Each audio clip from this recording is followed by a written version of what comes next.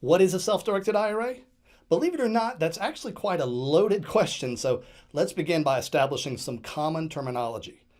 The three terms we have to define right away are IRA, self-directed IRA, and captive IRA.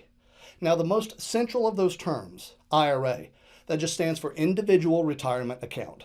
It's just a type of financial account that gives you tax breaks in exchange for saving and investing for retirement. It's really not any more complicated than that. Uncle Sam wants you to put away money for your own retirement so the government doesn't have to pick up the bill for your golden years. That's the whole idea. That's the basic idea of IRAs as a whole. But beyond that, there are two categories of IRAs: self-directed IRAs and captive IRAs. In almost every way, the two types of IRAs are identical. The tax benefits are the same, the contribution limits are the same, nearly everything is exactly the same when comparing self-directed IRAs to captive IRAs. But in one very substantial way, they're absolutely opposite of each other, and that difference is all about the amount of control that you have over your own investments. A self-directed IRA is the type of IRA that really gives you a lot of freedom in how you invest your retirement savings. Rather than locking you into stocks or mutual funds or CDs, a self-directed IRA enables you to invest your retirement savings into nearly anything you can think of, like real estate or privately held companies or precious metals or cryptocurrencies or really nearly anything else. There are actually shockingly few limitations. The sky is really very nearly the limit for this. But most IRAs, the vast majority of them, in fact, are not self-directed. Instead, they are captive IRAs. What does that mean? It's simple, really. If there are nearly any limits at all imposed on the asset types that can be purchased within an IRA, then that is a captive IRA, not a self-directed IRA. Now, most IRAs, like those offered by the big mutual fund and stock brokerage companies, those are of the captive variety. Why?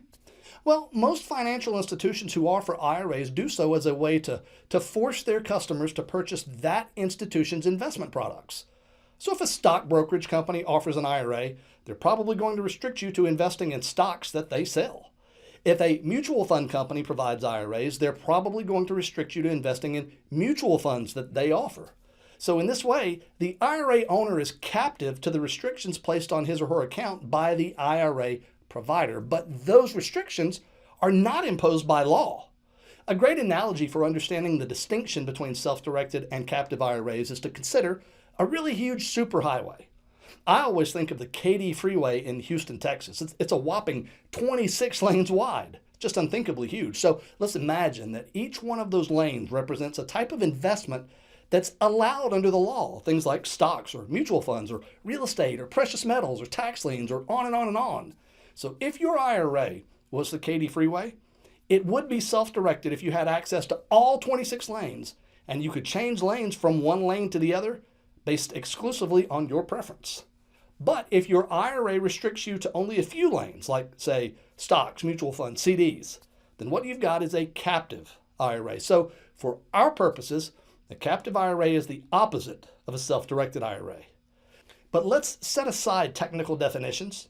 At the core, a self-directed IRA is just a way for you to build your retirement savings by investing in assets that you actually know and you actually understand. If you're a skilled real estate investor, for example, then it makes all the sense in the world for you to focus some of your retirement investments into real estate. Likewise, if you're a whiz at investing in pre-IPO companies or intellectual property like patents and copyrights or even cryptocurrencies or any other kind of asset, then by all means, you should have the opportunity to invest your retirement savings into those assets, because those are the assets in which you are most likely to experience the kind of results you need to make your retirement years as grand and glorious as you're hoping. And that's really the big difference between self-directed and captive IRAs. So the choice is simple. If you want to allow Wall Street and the conventional world to decide for you how you should invest your hard-earned retirement savings, then go ahead and use a captive IRA, because real control and full autonomy over your retirement investments is not something that you particularly value. But if you do value those things, real control, full autonomy, the ability to make decisions for yourself rather than having limits forced on you. Well, in that case, a self-directed IRA could be an extraordinary thing for you, because ultimately the answer to the question of what is a self-directed IRA is that it's a tool that allows you to save and invest for retirement for who you are, using your knowledge, your experience, and reflecting your values and preferences rather than Wall Street's.